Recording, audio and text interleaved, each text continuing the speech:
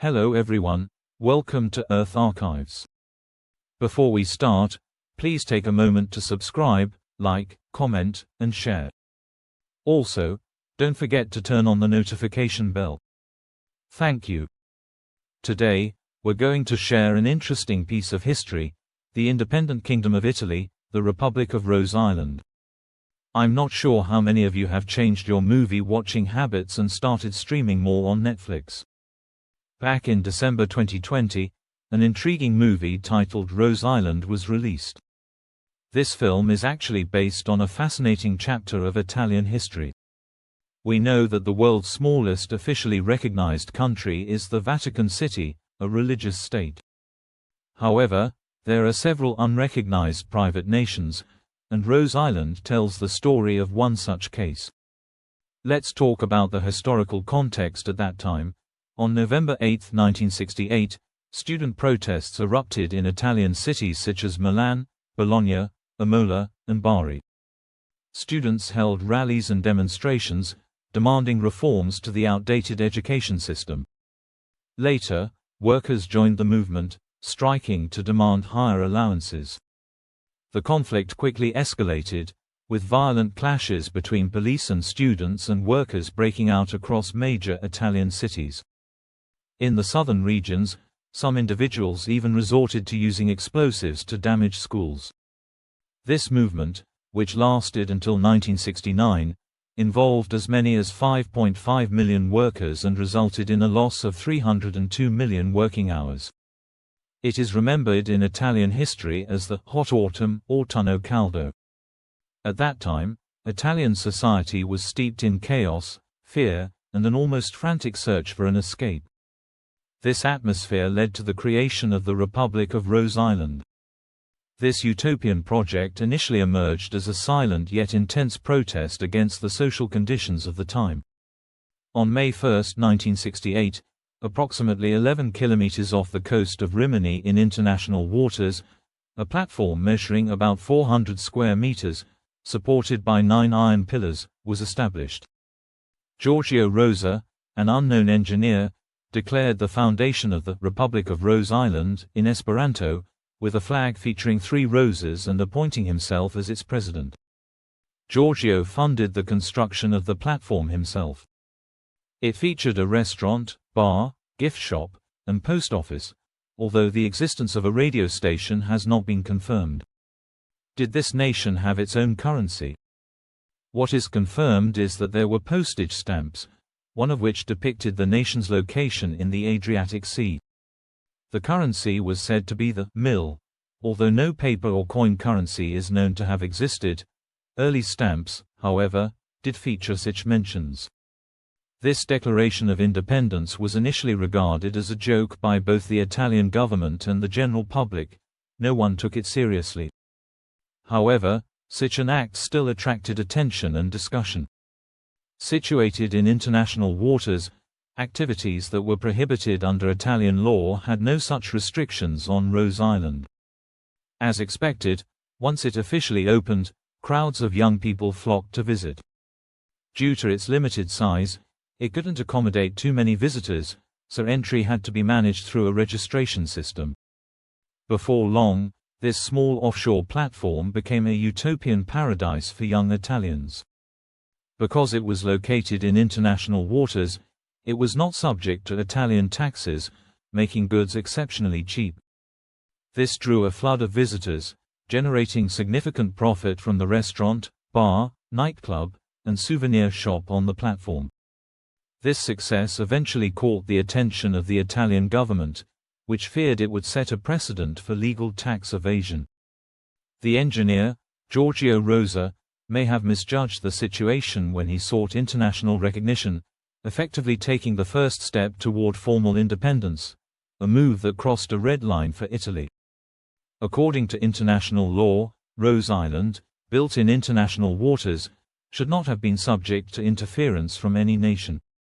However, the Italian government viewed this as a serious threat and was determined to eliminate it, even resorting to military force. The last time someone attempted a similar act within Italian territory was when poet Gabriele D'Annunzio established the Free State of Fiume. Unlike Rosa's Rose Island, however, that was not entirely fabricated from scratch. Less than 2 months later, on June 26, 1968, 4 armed policemen were dispatched to take control of the island. Tax officials followed, demanding that Giorgio pay all overdue taxes. By February of the following year, the platform was destroyed with explosives. Rose Island was, in a way, a success. When Italy destroyed it, they had already acknowledged it as a sovereign nation, meaning that the Republic of Rose Island had gained official recognition. To date, it remains Italy's only post-war military conflict. Reportedly, at that time, the island's government sent a telegram to the Italian authorities protesting that military occupation's damage to sovereignty and the local tourism industry, but this was predictably ignored by the government. To prevent any future resurgence, the Navy was sent to demolish the platform, ensuring it would remain submerged beneath the waves forever. Interestingly, Rosa's exiled government filed a protest with the Italian government, but we all know how that ended. There was even a commemorative stamp later issued, depicting the destruction of Rose Island. Why did the Italian authorities feel compelled to destroy Rose Island? The commonly accepted reason can be summed up in 2 words: tax revenue. If the Republic of Rose Island had successfully established itself and gained recognition from the United Nations, Italians on the island could legally avoid paying taxes.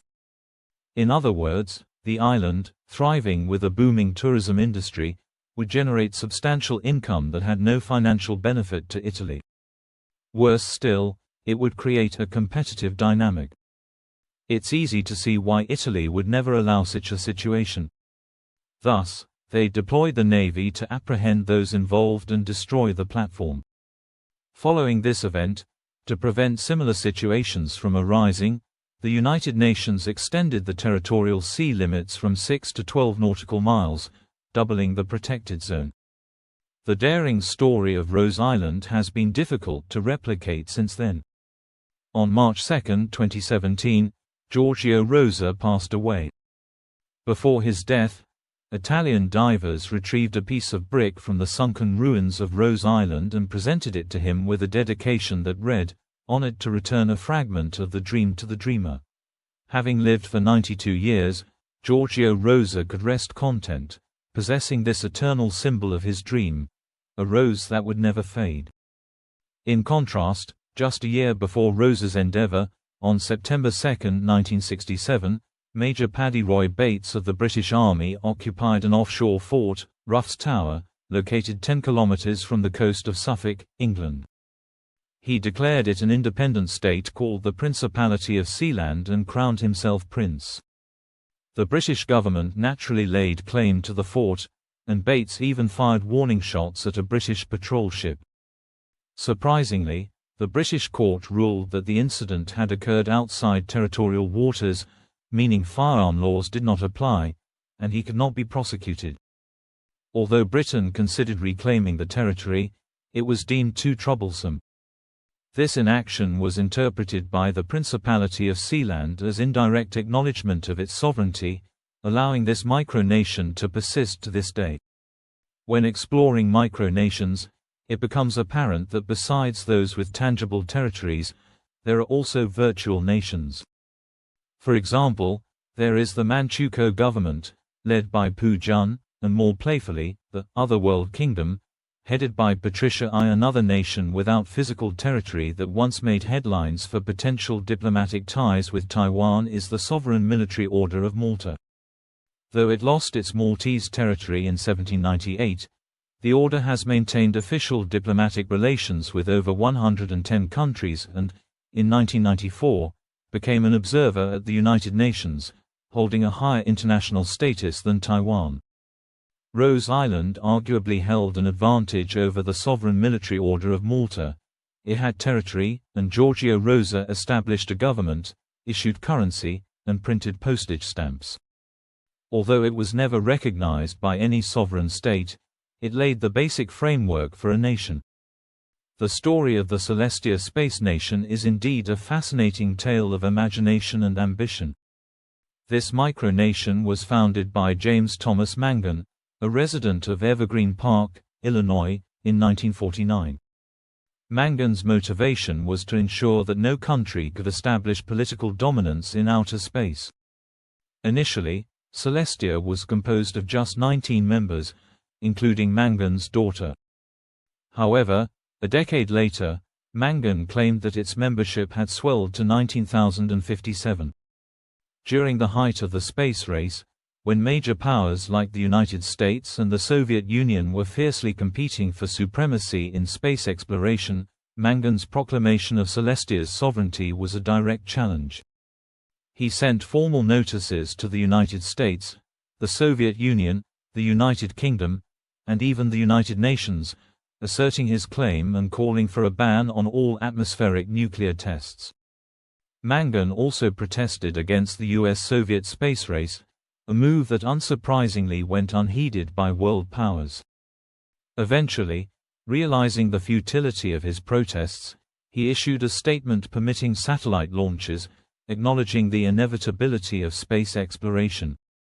While it might be easy to dismiss Mangan and Celestia as a whimsical footnote in history, his efforts garnered serious attention at times.